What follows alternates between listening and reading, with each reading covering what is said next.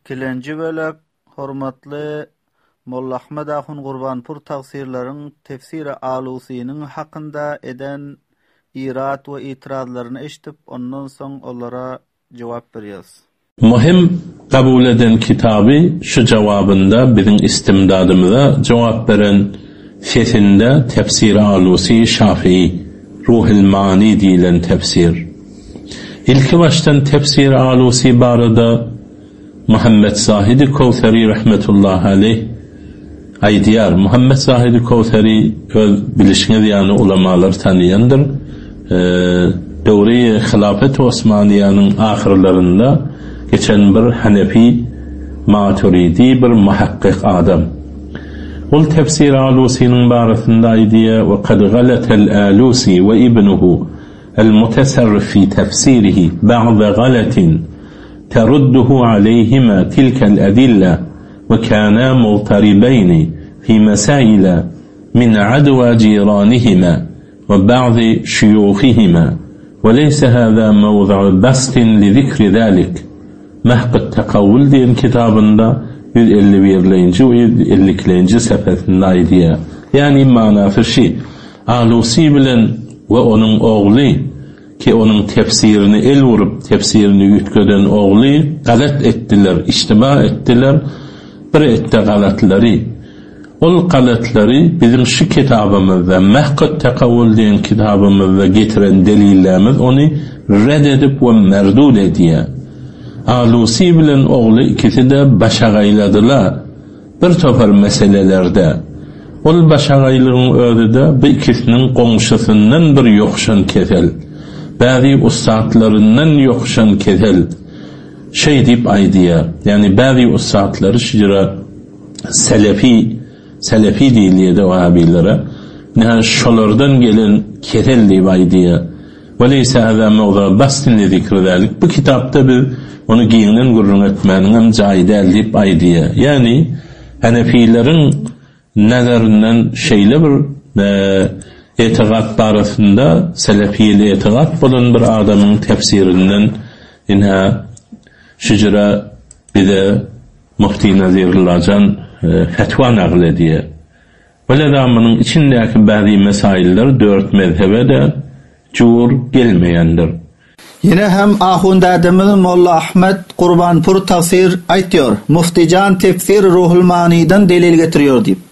Tefsir Ruhul Mani'ni Allama Zahid Kawthari reddediyor deyip. Hormatlı ahundadacan Molla Ahmed Ahun Gurbanpur.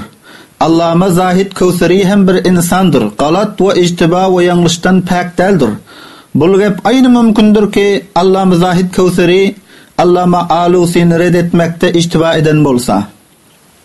Nämçiniki peygamberlerden başka günahdan ve galat ve ictiba ve yanlıştan pak ve masum deldir. Ve yasiz Allama Zahid Kawthari'ni masum akide ediyorsunuz mu? Ehli teşeyyühler öz imamlarını masum akide edişler yani. Ve yine hem Allama Zahid Kawthari Allama Alusi'nin in kana'l matlub minhu meyyiten ev gaiben fela yesteribu alimun ennehu gayru caizin. Şul ibaratni getirip reddedip durmi. Allama Alusi rahmetullahi aleyh aydante eğer dua talep ediliyon ölü olsa ya gayip olsa ölüden dua dilense ya gayipten dua dilense onun nacaizliğinde hiçbir ulema şek etmiyor diyanti. Allama Zahid Kawthari Allama Alusi'nin şul gepini reddedip durmi. Şunu uvval zikredip izinden mana şul gep reddip aydan yeri bar mı? Hormatly ahundady, eger siz ulamay diýubentni kabul etseniz we kabul etýän diýen gepinizde istiwar dursaňyz. Çünki ulamay diýubent tefsir Ruhul Mani'ni tefsirleriň içinde arzyş we itibarına qaýyldyr. Hemçinan tefsir Alusi'ni Hazrat Allama Zaman İmam Ahl-i Sünnet Hazrat Mevlana Serpar Khan Saftar rahmetullahi aleyh kan kitaplarında tefsir Ruhul Mani'den istidlal edipdir. Hazrat Mevlana Serpar Khan Saftar rahmetullahi aleyh 60 yıl ümmet-i müslimege Bukhari şerifni takdim eden ilmi şahsiyet ve Darulum Diýubendin mümtaz şagirdlerindendir. Eger Allama Alusi'nin yazan sözleri galat we yanlış we iştiba bolsa, Hazrat Mevlana Serpar Khan Saftar rahimehullah kitaplarında derc etmezdi. Hazrat Mevlana Serfraz Khan Saptarını ulama-i Deoband kabul ediyor. O kitaplarını hem özüne zahire ilmi hesap ediyor. Saptar sahibin kitaplarını tamam ulama-i Deoband kabul ediyor. Becüz ahun dadimizin adı biri olan Ahmet Rıza Khan Beryalovi'den başka. Ve yine hem Fetavai Hakkaniye'de Hazrat Mevlana Abdülhak rahimahullah hem tefsir Ruhul Mani'den delil getiriptir. Ve tefsir-i Alusi'ni Mufti Abdurrahim Lajpuri hem kabul ediyor. Öz Fetavai Rahimi adlı fetvasında getiriyor. Eğer de Allama Alusi muridi teyit bolmasaydı kitabında delil getirmezdi.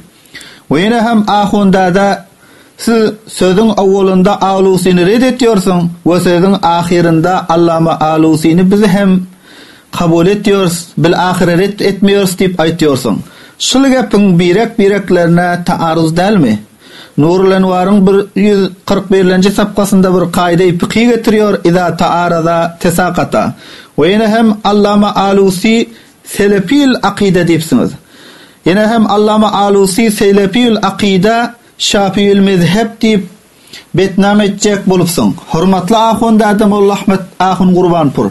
Selefil akide bolan Şafii'l mezhep bolup bilir mi? Nämçiniki selefiler ve Vehhabiler 4 mezhebe.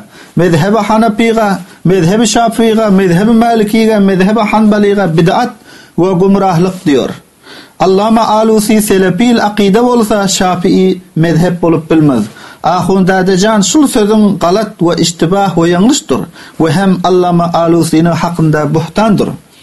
Allama Alusi'ni cihan İslam kabul ediyor.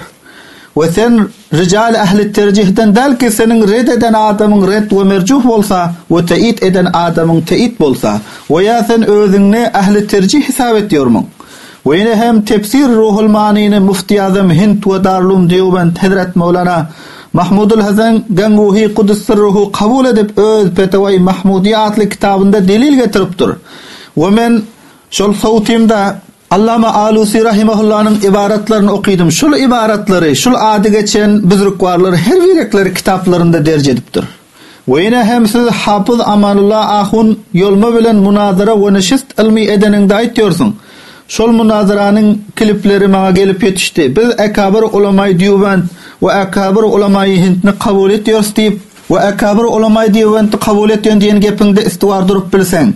Tefsir-i Alusi'ni Şeyhül İslam Mufti Muhammed Taqi Osmani Hafizahullah'ın dadesi Hazret Mufassir-i Kur'an Mufti Muhammed Şafii Osmani müderris ve Mufti Darul Deoband ve Bani Darul Karachi Ahkamul Kur'an diyon tefsirinde Allama Alusi'nin ölülerden dua ve hacet dilemel değil diyen gepini teyit ediptir.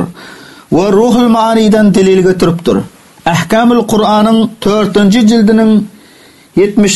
sapkasına bakali. Ve kad kultu yevmen liraculun yestagizu fi şiddetin bi ba'dil emevati ve yunadi ya fulana agithni.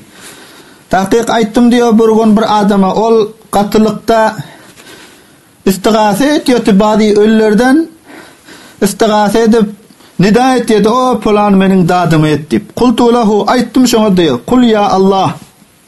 Sen ya Allah diyor. Fakat kâle subhanahu Allah subhanahu ve teala tahkik etti ve izâ sa'alaka ibâdî anni fe inni qarîbun ucibu da'veted da'i izâ da'ani.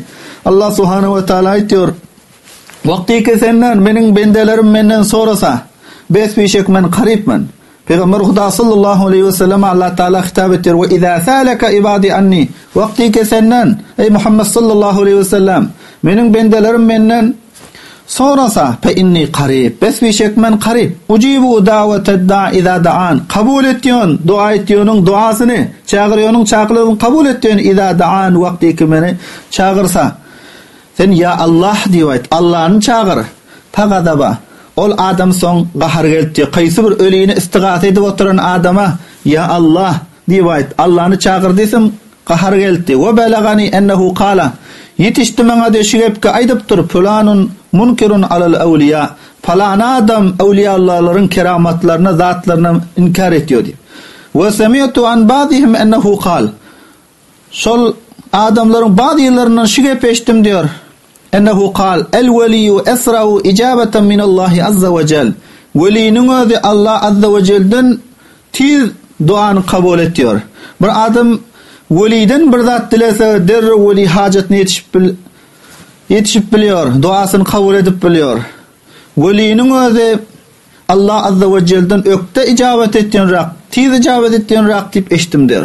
El veliyyu esra'u icabeten min Allah azza ve celle. Bazılar aytti diyorlar, veli tizrak icabet etmek için Allah azza ve celle'den ve hâzâ minel küfri be mekanin. Şu akida, velinin özü Allah azza ve celle'den tiz dua etsen duan kabul ediyor demek öz cayında küfürden. Nes'allaha Teala en ya'sumana minez-zîgî ve't-tuğyan. Diliyoruz Allah Subhanahu ve Teala'dan ki saklasa bizleri zîg'dan, haktan böyle milan etmekten ve tuğyandan. Ana şu kavlun özüne Mufti Şefii Osmani rahimahullah Ahkamul Kur'an'ın 4-nji cildinin 70-nji safhasında getiripdir. Hormatly ahunda Can Molla Ahmet Qurbanpur tafsirler. Ekabir ulama-i Diyoband kabul etdiýän bolsaňyz, kitaplaryny hem kabul edin. Haqqani ulamaların izinden tahqir we tasqir we aýypçylyk etmän, dini haqqa peýrewlik edin. Iki dünýäde kamýap we surhroý bolarsyňyz.